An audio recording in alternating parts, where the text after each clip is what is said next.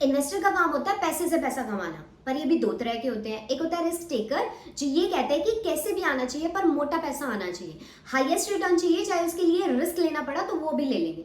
दूसरी तरफ आते हैं हमारे रिस्क एवर्जर, ये क्या कहते हैं कि दो पैसे कम कमा लेंगे लेकिन टेंशन नहीं चाहिए, पैसे का नुकसान नहीं होना चाहिए। अब ये जो रिस्क लेने वाली कैटेगरी है, इसमें आते हैं हमारे शेयर मार्केट और म्यूचुअल फंड। आपको तो पता है आज के टाइम में शेयर मार्केट के पीछे जमाना दीवाना हो रखा है। वो स्कैम 92 को वॉच करके और रिस्क है तो इश्क की मामंत्र का जाप करके जबरदस्त मार्केट में पैसा लगा रहे हैं। आई सैलरी पूरी ठोक दी मार्केट में, और अभी मार्केट भी है जो थोड़ी बहुत रिटर्न दे रहे हैं। लेकिन समझिए गाइस इसे कि देखिए, अगर आप 100 रुपए कमा रहे हैं तो उसमें से आपको 10-20 रुपए सेफर साइड में भी रखना चाहिए। अब चाहे वो रिस्क लेने वाला पर्सन हो चाहे रिस्क को अवॉइड करने वाला पर्सन हो, दोनों को ही 100 में से 10-20 रुपए अपनी सेफर साइड में रखना चाहिए। अब दूसरा पर्सन क्या करता है, वो 70-75 रुपए बचा लेता है और 20-25 रुपए से रिस्क लेता है। तो कोई भी हो, चाहे रिस्क लेने वाला पर्सन हो चाहे रिस्क ना लेने वाला पर्सन हो, दोनों को ही सेफ इन्वेस्टमेंट में इन्वेस्ट तो करना ही चाहिए।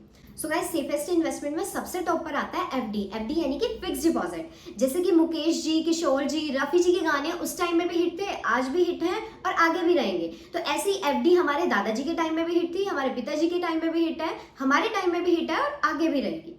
तो अब बात आती है कि एफडी किसको करवानी चाहिए, कितने वाली करवानी चाहिए, कब करवानी चाहिए, कौन से वाली करवानी चाहिए, कितने टाइप की होती है, कैसे करवाते हैं, इसको करवाते हुए क्या क्या चीजें ध्यान में रखनी चाहिए और क्या क्या प्रॉब्लम्स हम फेस कर सकते हैं, और कौन कौन से ऐसे टिप है जिससे एफडी की रिटर्न होगी मैक्सिमाइज। तो गाइस, सबसे पहले तो अगर आपने चैनल को सब्सक्राइब नहीं किया है तो चैनल को सब्सक्राइब कर दीजिए ताकि आगे आने वाली हर इंपॉर्टेंट वीडियो का नोटिफिकेशन आपको मिलता रहे। अब सबसे पहले हम बात करते हैं कि एफडी होती क्या है। अब देखिए, 100 में से 90 लोगों को तो पता ही है कि एफडी क्या होती है, लेकिन जिन 10 लोगों को नहीं पता उनके लिए एफडी का मतलब होता है फिक्स डिपॉजिट। जो पैसा बैंक में फिक्स टाइम के लिए डिपॉजिट किया जाता है उसे कहते हैं हम एफडी। एफडी एक तरह का वो पैसा होता है जो हम बैंक को लोन देते हैं। देखिए, जो बैंक हमें लोन देता है वो एफडी नहीं होता, एफडी वो होता है जो हम बैंक को लोन देते हैं।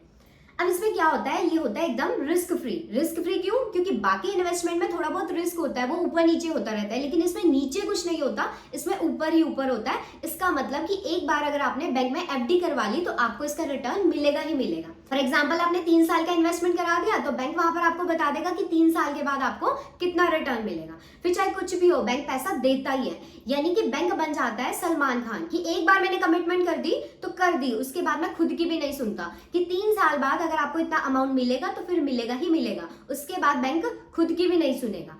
अब एक सीरियस केस, अगर बैंक ही बंद हो जाए तो भी गाइस कोई टेंशन नहीं है। अगर 5 लाख तक की एफडी है ना तो आरबीआई का इंश्योरेंस है, बैंक बंद भी हो जाएगा तो भी आरबीआई देगा 5 लाख। तो अब बात करते हैं कि एफडी किस किस को करवानी चाहिए। हम तो शेयर मार्केट में हैं, हम तो म्यूचुअल फंड में हैं, हम तो गोल्ड खरीद रहे थे, तो अब एफडी किसको करवानी है, कब करवानी है? तो मैं आपको कुछ ऐसे सिचुएशंस बताती हूँ जिसमें आपको एफडी करवानी चाहिए। जैसे कि मैंने बताया कि अगर आप रिस्क अवर्जर हो ना, जो कहते हैं कि हमें बिल्कुल भी रिस्क नहीं लेना, आपने 1 लाख रुपए की कहीं इन्वेस्टमेंट की, स्टॉक मार्केट में डाले और वो एक ही रात में फॉर एग्जांपल 95,000 रुपए हो जाते हैं और आपकी रात की नींद उड़ जाती है, आपको रात को नींद नहीं आती, तो वहां पर गाइज आप स्टॉक मार्केट की वॉलेटिलिटी को नहीं झेल सकते हैं, तो वहां पर बेस्ट ऑप्शन रहेगा कि आप एफडी ही करवाएं। दूसरा गाइज, अगर आपको मनी की इमीडिएट नीड है या आपको लगता है कि थोड़े टाइम में होने वाली है, ये कंफर्म है, तो आप गाइज एफडी ही करवाओ। जैसे कि अभी जून का मंथ चल रहा है और आप सोच रहे हैं कि दिवाली पर गाड़ी ले लेंगे, तो दिवाली आएगी 4-5 महीने बाद, तो आप ये मत सोचना कि चलो उस पैसे को इतने टाइम के लिए मैं शेयर मार्केट में लगा देता हूँ, म्यूचुअल फंड में लगा देता हूँ। आप सोचेंगे कि 3-4 लाख अभी म्यूचुअल फंड में लगा देता हूँ तो दिवाली तक वो 5-6 लाख रुपए हो जाएंगे। गाइज, हो सकता है कि वो 1-2 ही रह जाए। तो पक्का पता है कि 6 महीने बाद गाड़ी लेनी ही है, फिर इसी पैसे से तो एफडी करवाओ। आपको लगता है कि 1 साल बाद शादी है, पैसे की जरूरत तो पड़ेगी, फिर एफडी करवाओ। आपको पता है कि 6 महीने बाद आपने फोन लेना है तो एफडी करवाओ। मतलब जहां पर आपको कंफर्म है कि थोड़े टाइम बाद आपको मनी की इमीडिएट नीड होने वाली है, तो वहां पर गाइज एक बेस्ट ऑप्शन रहता है कि आप उतने टाइम के लिए एफडी करवाओ, उससे कोई भी बड़ा रिस्क ना लो, उसे स्टॉक मार्केट या म्यूचुअल फंड में ना डालो, क्योंकि इसमें पैसा सेफ रहेगा। आज 1 लाख रुपए डालोगे तो 5-6 महीने बाद कुछ बढ़कर ही मिलेगा, 1 लाख का 99,000 नहीं होगा, और इसके अलावा कहीं और डालोगे तो वहां पर रिस्क भी है। तीसरा गाइज, आपको एफडी कब करानी है? Emergency fund. ये गाइस फाइनेंशियल डिसिप्लिन का बेसिक है कि इमरजेंसी सिचुएशन में आपको एक फंड रखना चाहिए। फॉर एग्जांपल, अगर आपका मंथ का एक्सपेंडिचर है 50,000 रुपीज, तो आपको 6 मंथ्स का इमरजेंसी फंड बनाकर चलना चाहिए, यानी कि 3 लाख रुपीज को हमेशा सेफ रखना चाहिए कि कल को कोई इमरजेंसी आ जाए तो 6 मंथ्स का पैसा तो मेरे पास है। तो ये जो 6 मंथ्स का पैसा होता है इसी कहा जाता है इमरजेंसी फंड। इसको अगर आप स्टॉक मार्केट में डालोगे तो वहां हो सकता है कि ये आधा निकल भी जाए, तो इतने पैसे की एफडी करवाओ। फोर्थ पॉइंट आता है कि एक एफडी कब करवानी चाहिए। तो एफडी करवानी चाहिए पार्किंग के टाइम पर। पार्किंग वो गाड़ी वाली पार्किंग नहीं, पार्किंग का मतलब है फॉर एग्जांपल मेरे पास 10 लाख रुपए है, मैं उसे स्टॉक मार्केट में लगाने की सोच रही हूँ, लेकिन मुझे लग रहा है कि अभी थोड़ा मार्केट ऊपर है, नीचे जाएगा तब लगाऊंगी, तो मैं नीचे आने का वेट कर रही हूँ, तो मैं वहां पर एफडी करवा कर बैठ जाऊंगी कि मार्केट को नीचे आने दो फिर डालूंगी इसमें पैसा। अब ऐसा नहीं है कि मुझे 5 साल की एफडी करवानी है, महीने की, 3 महीने की, 6 महीने की करवा कर बैठ जाऊंगी, जब नीचे आएगा तो उसमें पैसा डाल दूंगी। तो जब आप वेट कर रहे हो कि अच्छा 25 लाख रुपए लेकर बैठे हो, 20 लाख रुपए लेकर बैठे हो एक घर लेने के लिए, लेकिन घर समझ ही नहीं आ रहा, अभी ढूंढ रहे हो, तो 25 लाख की एफडी करवा कर बैठ जाओ। जब आपको लगेगा कि आपको घर मिल गया तो वह पैसा आप उसमें से निकाल कर घर में डाल दीजिएगा। अब आप कहोगे कि एफडी तो फिक्स टाइम की होती है, लॉन्ग टर्म के लिए होती है, कल को हमें घर 3 महीने में पसंद आ जाए फिर हम क्या करेंगे। तो देखिए गाइस, एफडी जो ये होती है ये 7 दिन से लेकर 10 साल तक की होती है। आप 7-7 दिन के लिए भी एफडी करवा सकते हो, 1-1 महीने की एफडी भी करवा सकते हो, आप क्वार्टरली भी करवा सकते हैं, आप एनुअली भी करवा सकते हैं। तो आप अपने टाइम पीरियड के अकॉर्डिंग भी एफडी करवा सकते हैं। और किसको करवानी चाहिए एफडी? सीनियर सिटीजन को। अब ये सिटीजन 60 की उम्र में रिटायर हो जाते हैं, रिटायरमेंट फंड मिल जाता है, अब इनकी उम्र हो गई 65 साल 70 साल। अब क्या होगा, अब ये कोई दिन थोड़ी है रिस्क लेने के लिए कि आओ जी अडानी की कंपनी में पैसा लगाते हैं। ये टाइम है एफडी करवाने का, ब्याज की रकम खाने का और मस्त रहने का। अब ये जो यंग लोग होते हैं उनमें जोश भरा रहता है कि मैं तो स्टॉक मार्केट में पैसा लगाऊंगा, मैं तो म्यूचुअल फंड में पैसा लगाऊंगा। तो लगाओ ना गाइस, कौन मना कर रहा है, लेकिन अपने पोर्टफोलियो को हमेशा बैलेंस करके चलो कि अगर आप 9,000 रुपए स्टॉक मार्केट में लगा रहे हो तो आप 1,000 रुपए एफडी में भी लगाओ। उसका एक प्रपोर्शन बना के रखो कि कुछ अमाउंट आप अपना सेफर साइड में भी रखो। बैलेंस तो जरूर बनाकर रखो, सारा ही रिस्क ले लोगे क्या लाइफ में। अब हम बात करते हैं कि एफडी किसको नहीं करवानी चाहिए। तो अगर आप लॉन्ग टर्म जाने का प्लान कर रहे हो कि अभी तो मैं 30 साल का हूँ, 20 साल बाद मुझे बेटी की शादी करनी है, तो ये 20 साल आप स्टॉक मार्केट में, म्यूचुअल फंड में, गोल्ड शेयर्स या रियल एस्टेट में लगा सकते हो कि अगर कहीं ऊपर नीचे भी होगा तो भी लॉन्ग टर्म में ये सही ही जाएगा, आपको रिटर्न देगा ही देगा।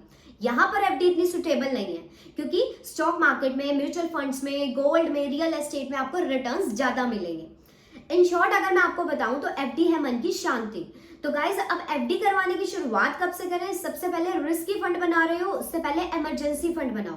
दूसरा, रिस्की एसेट में भी लगाते रहो, शेयर्स में भी लगाओ, म्यूचुअल फंड्स में भी लगाओ, लेकिन एक छोटा सा पोर्टफोलियो एफडी के लिए भी बनाओ कि अगर आप 20,000 स्टॉक मार्केट में डाल रहे हो, म्यूचुअल फंड में डाल रहे हो, गोल्ड में डाल रहे हो, तो आप उसका एक छोटा सा प्रपोर्शन 2,000 रुपए एफडी में भी डालो। अब बात आती है कि एफडी करवाएं कैसे। एफडी करवाने के 3 तरीके होते हैं। सबसे पहला तरीका होता है लेजी तरीका, यानी कि आलसी तरीका। इसमें क्या होता है, जिस बैंक में आपका अकाउंट है वहां पर जाकर आप मैनेजर को बोल दो कि सर मेरी एफडी कर दो, वो आपकी एफडी कर देंगे। आप उन्हें टाइम पीरियड बता दीजिए कि कितने टाइम पीरियड के लिए एफडी करनी है, वो आपकी एफडी कर देंगे।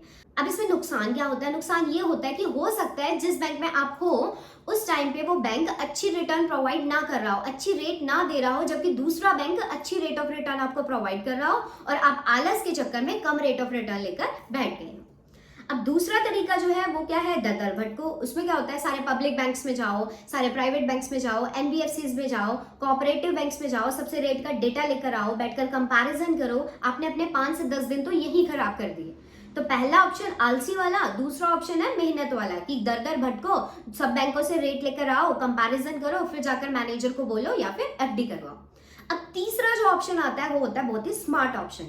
इसमें आप मिनिमम 5,000 से एफडी की शुरुआत कर सकते हैं और मिनिमम 7 दिन की एफडी करवा कर भी आप देख सकते हैं और 24 से 48 घंटे के अंदर ही पैसा आपके अकाउंट में आ जाएगा, वो भी ब्याज के साथ। अब बात आती है कि किस बैंक में एफडी करवानी है। तो एफडी करवाने के आपके पास है 4 ऑप्शन। तो सबसे पहला ऑप्शन आता है शेड्यूल कमर्शियल बैंक। इसमें हमारे जितने भी public bank, private bank, small bank सब आते हैं। दूसरा ऑप्शन आता है हमारे पास कोऑपरेटिव बैंक का। तीसरा ऑप्शन है NBFCs, non banking financial corporations. चौथा ऑप्शन आता है हमारा कॉर्पोरेट टर्म डिपॉजिट का।